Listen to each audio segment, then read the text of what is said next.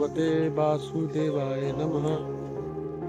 ओम नमो भगवते वासुदेवाय नमः। नमस्कार मित्रों, आज पूरी दुनिया की नज़र भारत की ओर है। दुर्भाग्य से दुनिया जानना चाहती है कि सनातन धर्म है क्या, क्योंकि इसमें काफ़ी झगड़े हो रहे हैं, छीना झपटी हो रही है। भागवत कथा के लेकर सोशल मीडिया से लेकर बड़े बड़े टीवी चैनलों पर आप देख रहे हैं, प्रबुद्ध लोग आकर इस पे डिबेट करते हैं कि कथावाचक कौन हो सकता है।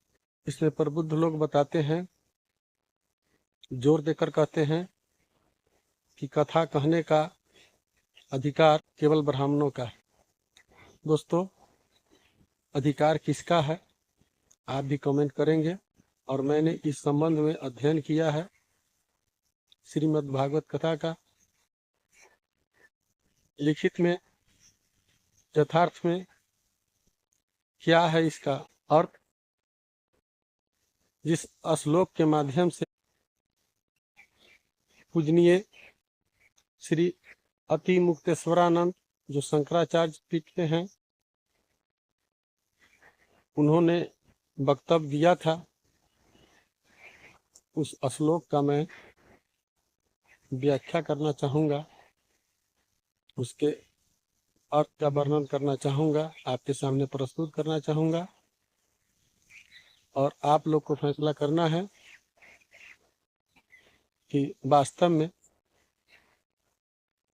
व्यास पद पर कौन बैठ सकता है। दोस्तों, श्लोक है, विरक्तो वैष्णवो विप्रो वेद शास्त्र विशुद्धिकृत दृष्टांत कुशलो धीरो वक्ता कार्यो अतिनिह अस्प्रिय। इसके एक एक शब्द का अर्थ मैं आपको समझाऊंगा, बताऊंगा। दोस्तों, इसमें प्रथम शब्द है विरक्त। विरक्त का अर्थ होता है बिल्कुल बैरागी व्यक्ति। बैरागी का अर्थ आप समझते होंगे या नहीं समझते हैं, तो इस संबंध में आप अध्ययन कर सकते हैं। दोस्तों, बैरागी व्यक्ति वह होता है जो सांसारिक सुख से संबंधित इच्छाओं, स्वार्थ आदि से मुक्त हो। वह मोह माया से दूर रहना पसंद करते हैं, इसीलिए उन्हें बैरागी कहा जाता है, जिसके पास कोई राग न हो, राग मुक्त। आगे शब्द है वैष्णव। दोस्तों,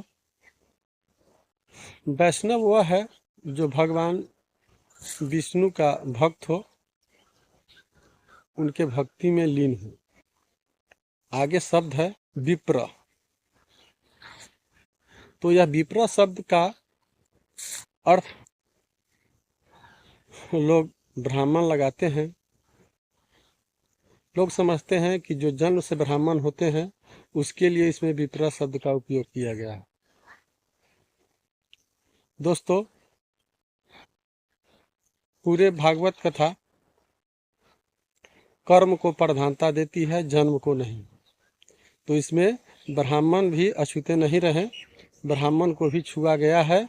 उनको उनके गुणों को बताया गया है कि ब्राह्मण कौन हो सकता है। इसमें यह नहीं कहा गया है कहीं भी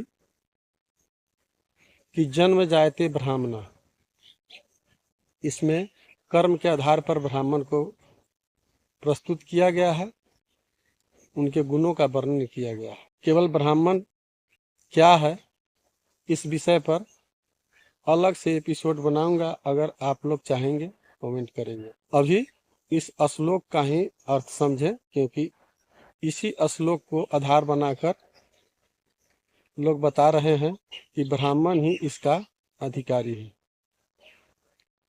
और आगे जो शब्द है वेद शास्त्र विशुद्धिकृत। व्यास पद पर बैठने के लिए एक और गुण है, वेद शास्त्र विशुद्धिकृत। जो व्यक्ति वेद और शास्त्रों का विशुद्ध रूप से अध्ययन किया हो, उसके मीनिंग को समझता हो पूरे शुद्धता के साथ और दूसरों को समझा सकता हो, वह व्यक्ति व्यास पद पर बैठ सकता है। दोस्तों, आगे जो शब्द है वह है दृष्टांत कुशलों। दृष्टांत कुशलों का अर्थ होता है कि जो कथावाचक हो वह विभिन्न दृष्टांतों के माध्यम से, उदाहरणों के माध्यम से आपको कथा का भावार्थ समझा सके। और एक शब्द है धीरो। धीरो का अर्थ होता है धैर्यवान। यह गुण भी कथावाचक के लिए काफी महत्वपूर्ण है, क्योंकि कथावाचक का धैर्यवान होना, शांत स्वभाव का होना अति आवश्यक है। क्योंकि कथा में विभिन्न प्रकार के लोग, विभिन्न विचार के लोग आते हैं, तो कथावाचक को संवेदनशील होना नहीं चाहिए, धैर्यवान होना आवश्यक है। और आगे जो शब्द है अति निह अस्प्रिय। दोस्तों, कथावाचक का यह अंतिम गुण लिखा गया है श्लोक में कि जो कथावाचक हो वह लोभी, लालची नहीं होना चाहिए। भागवत कथा में कहीं भी जन्म की प्रधानता नहीं है, इसमें कर्म की ही प्रधानता दी गई है। और कथावाचक के लिए जो गुण बताए गए हैं आपने सुना, तो इसमें जो गुण दिया गया है यह केवल ब्राह्मण होने से, वह जन्म से ब्राह्मण हो या कर्म से हो, केवल ब्राह्मण होने से आप कथावाचक नहीं हो सकते हैं। उसके लिए अलग से भी कुछ गुण इसमें जोड़े गए हैं। इसका ध्यान देना काफी आवश्यक है। और आप लोगों से मैं आग्रह करता हूं कि आप लोग एक एक शब्द का अर्थ सुना, समझा। और अभी जमाना जो चल रहा है यह इंटरनेट का जमाना है, चैट जीटीपी का जमाना है। आप हिंदी अनुवाद भी ले सकते हैं भागवत कथा का, और इंटरनेट का भी सहारा ले सकते हैं, चैट जीटीपी का सहारा ले सकते हैं और जान सकते हैं कि किस शास्त्र में क्या लिखा गया है। तो अब कंफ्यूज होने की आवश्यकता नहीं है। लोग काफी जोर देकर कहते हैं उसे न सुने और शब्द के अर्थ को समझे, भावार्थ को समझे। मैं तो यही कहूंगा, जो विश्लेषण किया हूं, अध्ययन किया हूं, मैं कहूंगा कि पूरे भागवत कथा में कर्म की प्रधानता है और कर्म का ही गुणगान किया गया है। इसमें कहीं से, जन्म से, कुल से कोई भी महत्वपूर्ण नहीं हो सकता है। यह आपको अंतिम में मैं कहना चाहूंगा कि भागवत कथा सुनने से, अध्ययन करने से यह निष्कर्ष निकलता है कि कर्म ही महान है, कर्म ही पूजनीय है। जन्म से कोई महान नहीं हो सकता है। आप सभी लोग एक बार फिर से बोले, आप सभी लोग एक बार फिर से बोले, ओम नमो भगवते वासुदेवाय नमः। ओम नमो भगवते वासुदेवाय नमः। तो दोस्तों, जिस श्लोक को आधार बनाकर पूरे देश में बड़े बड़े चैनल पर बैठकर डिबेट हो रहे थे, मैंने उस श्लोक को ही आधार बनाकर मैंने भी एक एक शब्द का भावार्थ आपको समझाया, आपने समझा।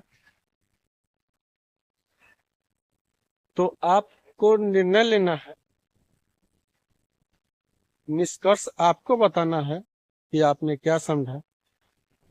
दोस्तों, इस श्लोक को आधार बनाकर पूरे सनातन को बदनाम करने के लिए कि जन्म ही श्रेष्ठ है, जन्म से लोग श्रेष्ठ होते हैं, बताया जा रहा था। आप गौर किए होंगे कि केवल श्लोक का एक लाइन ही बताया जाता था। श्लोक तो दिया गया था पूरे देश भर के लोगों के लिए कि लोग विश्लेषण करें। मैंने विश्लेषण किया है, आपको भी विश्लेषण करके भावार्थ समझाया है। आप लोग निष्कर्ष निकाल कर कमेंट करेंगे। दोस्तों, कहीं से इसमें मैं जो निष्कर्ष पर पहुंचा हूं, कहीं से इसमें जन्म की प्रधानता नहीं है। पूरे भागवत कथा में कर्म ही महान है। तो भागवत कथा का वाचन करने वाला व्यक्ति भी कर्म से महान होना आवश्यक है, अति आवश्यक है। जन्म से कोई भी किसी भी कुल से हो, वह तब तक कथा नहीं कह सकता जब तक कि वह इन सभी गुणों से परिपूर्ण न हो। तो मैं तो इतना ही कहूँगा, आगे आपको निर्णय लेना है और कमेंट करना है। ज़माना चैट जीटीपी का है, इंटरनेट का है। आप और अच्छा से अध्ययन कर सकते हैं और कमेंट कर सकते हैं। तो मैं आप सभी दोस्तों से कहूँगा कि एक बार मेरे साथ ओम नमो भगवते वासुदेवाय नमः, ओम नमो भगवते वासुदेवाय नमः। जय श्री कृष्ण।